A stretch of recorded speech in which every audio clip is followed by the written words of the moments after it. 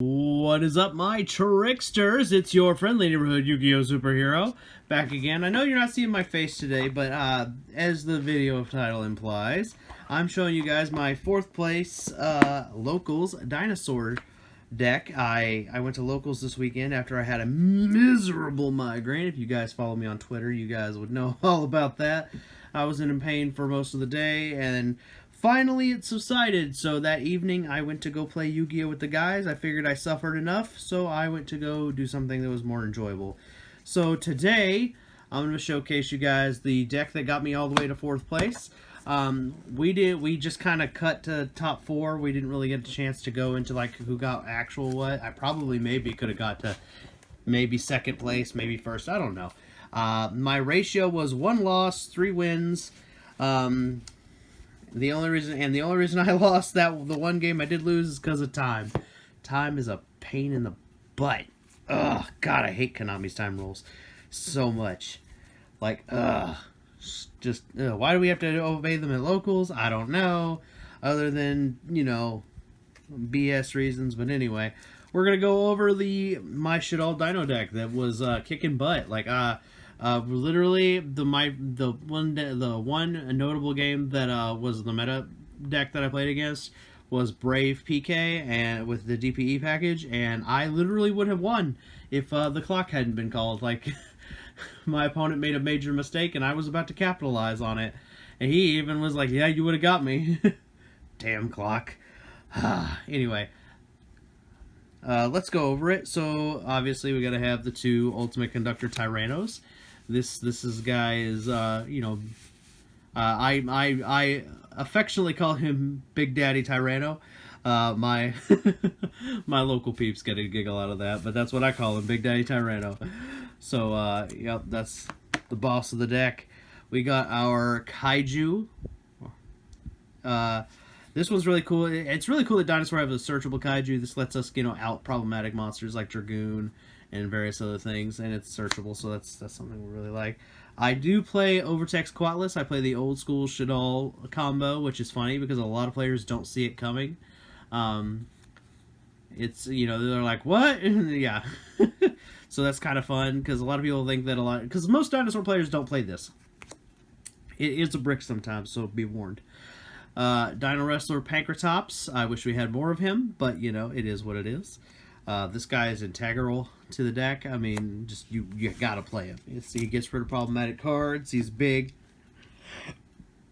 He also gives us an interruption. You know, he's basically Dino's own DPE if you don't have access to it. All right, so we are playing the Shaddoll variant. So you're about to see your first Shaddoll monster. That is Shaddoll Beast. I was playing the Earth Shaddoll, the main deck one. I can't remember its name off the top of my head, but this one was. That was the slot, but I decided draw power was more important than potentially, like, you know, there's just the Earth one, it makes it to where an opponent's monster can't activate its effects, but there's nothing stopping an opponent's monster from changing to that, so I decided that the draw power was just a better option. And plus, and I know sometimes people say, well, isn't it sometimes a brick? It can be, yes. I'm going to be straight up honest with you, but it didn't come up too much for me. Most of the time I just summoned it or used it as fuel for the Shaddoll plays. 1 Giant Rex. This card lets you is one of your enablers to get into your Exceeds plays. Miscellaneousaurus. You know, if they ever want to bring this back to 3, you'll make my day. But yeah, this is the power card of the deck. It's uber important. Triple Oviraptor. You know what, Konami? I'll tell you what. I'll trade you an Oviraptor for 2 Misks.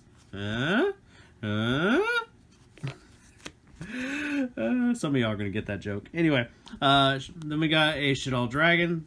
You know, you got to pop the back row. I'm just trying to be prepared, so I play a little bit of everything. And speaking of being prepared, we also play Ariel. I have screwed over so many players having this in the main deck. It's hilarious. Getting rid of cards before they get a chance to use them is just funny.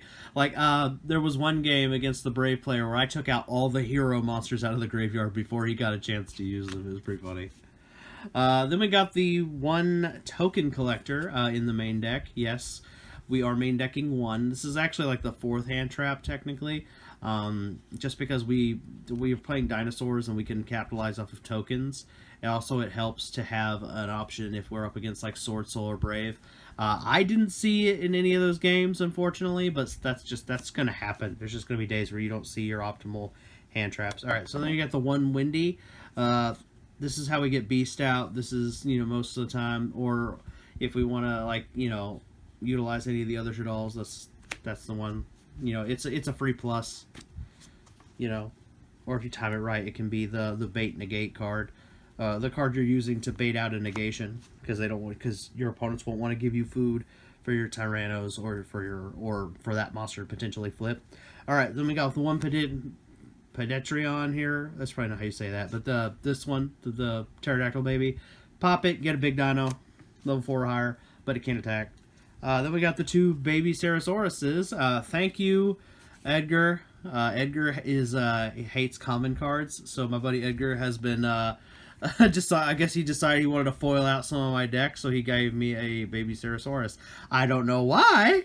I'm fine to use commons, but he's like, no, you use the foil ones. He was very insistent. And you know, when the big guy, you know, says something, it's probably a good idea to listen. So that's what I did. That's what we went for. So we got the two baby Ceratosaurus. Those are also bread and butter plays. All right, now we're back into the low-level monsters. Triple Effect Veiler. Just in my experience, actually, this has come up more often than Ash Blossom has. I might seem silly, but there's just been too many times where Ash Blossom was just not useful for me in my personal experience, and so I decided Effect Negation was just more of monsters was just more useful to me than like stopping a draw or a potential search. That's just a call on my part. Effect Veiler never was dead for me, but it's up to you guys. Play whatever hand traps you think are best for you if you're a Dino player. This is just me using it. Also, the attribute is important to me for Construct. Alright, and the last dinosaur card we have in here is Aminadorn. Think of this card as kind of like a fourth Oviraptor. It's basically just gets you to Big Daddy, Boss Monster, Ultimate Glitter Tyranno, so that's his sole purpose. And then also it helps for extra deck plays. All right, then we got our double Lost World. We are playing the Lost World, so we're only playing 2 because you only want it sometimes. Because if you play it at 3, you're gonna draw it at multiples, and you don't want that. So you do need to see it often enough, so you play it at 2. But yeah, like it combos with Oviraptor, it blocks Ash Blossom, it forces out other types of negation. And also, saving tokens is sometimes really handy. So, yeah. Then we got the Double Evolution Pill. Basically, this is the spell that lets us cheat out our boss monsters, Overtext, and sometimes Pancratops, believe it or not. But most times, just for we use this to get Overtext and Tyranno out. So that's just, there you go. Big monsters for free. And then another shout out from buddy Edgar, because he decided he wanted to foil out my deck for some reason. So we got shiny Fossil Digs now. I was fine with the commons again, and he was very insistent. So here we are with shiny Fossil Digs. I don't think it made too much difference, but that's just, you know, it is what it is. Fossil Dig is important. You need it to get to your Dino plays. Basically, how it ends up being used for me is like a Pot of Greed. Shaddoll Fusion. If they don't negate this, I can go +2, sometimes 3. I'm not even kidding. In the right circumstances, like this card is so powerful in this deck, and it is hilarious. And oftentimes it's used as, ironically, it's most of the time just used as bait. I throw this out there, and I expect them to tell it no. The one Terraforming, it's to get to the Lost World and deck thin. Foolish Burial, same difference. It's just to deck thin. We are sending Shaddolls, we're sending Overtexes. Sometimes we're sending Mist in a pinch. You don't want to do that, but it is a move you can do in a pinch. Or you can send the Giant Rex if you just want to get make your plays simplified. That's another way to do it. All right, now we got our back row hate, Feather Duster. I main deck it, and I also main deck a Cosmic Cyclone, because I'm trying to have more.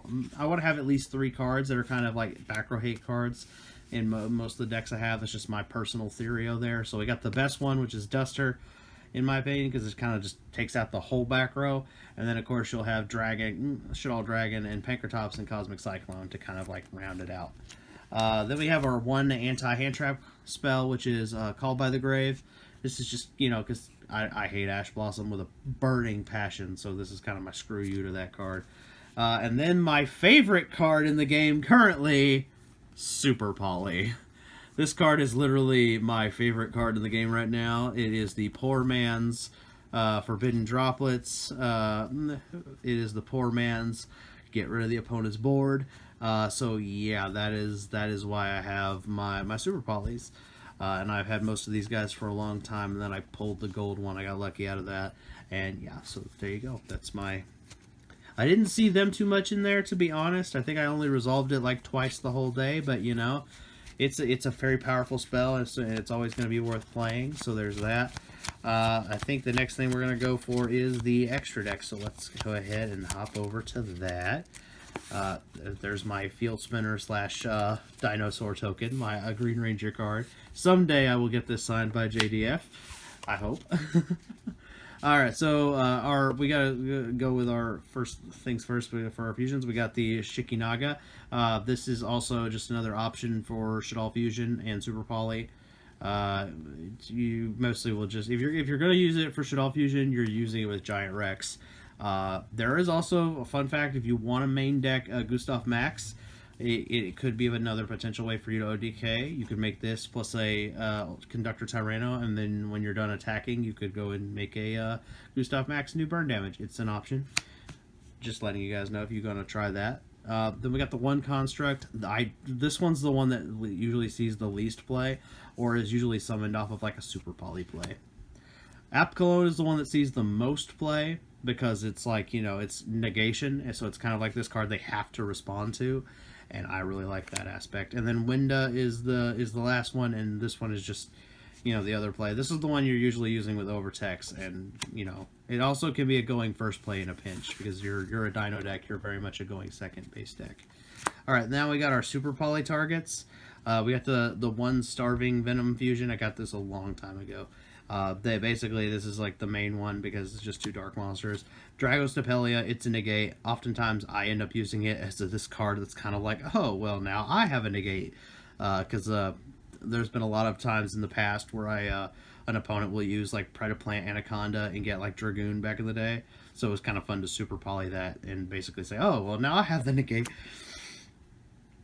Excuse me, instead of you.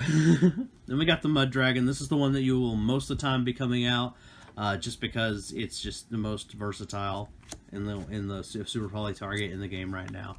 And it's also level 4, which is also really relevant for my deck. Alright, so now we're going to see some weird stuff. I'm just going to let you guys know because I do play things a little bit weird.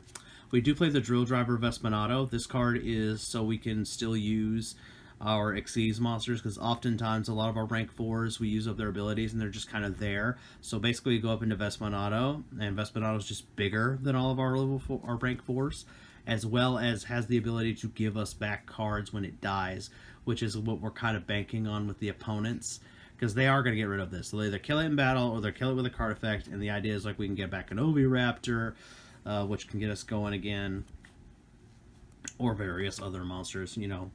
Like maybe it can also get us like Shaddolls that are in the graveyard back, so we can use them to like fuse from the hand with a Shaddoll fusion or something.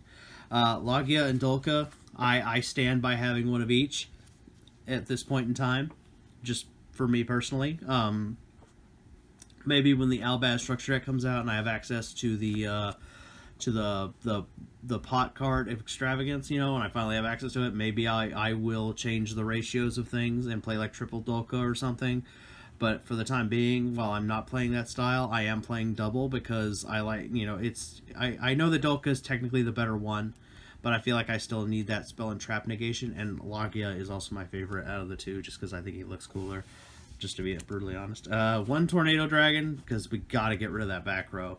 Back row, it can be very detrimental to any dinosaur strategy, because there are a lot of floodgates seeing play right now. Like, there are tons of them seeing play right now. Of Mystic Mine, all the trap ones, Rivalry goes in, there can be only one. There's just so much floodgatey, summon limit. I've seen it all this format, so you gotta have as much back row hate as you can fit in any given deck. And Dugaris the Timeless. This guy is actually one of the main combo pieces with the Vespinato play you guys see, because basically this guy just doubles a monster or draws me me to ditch one, which also, by the way, fun fact, causes the Shaddolls to trigger, just in case you guys didn't know that.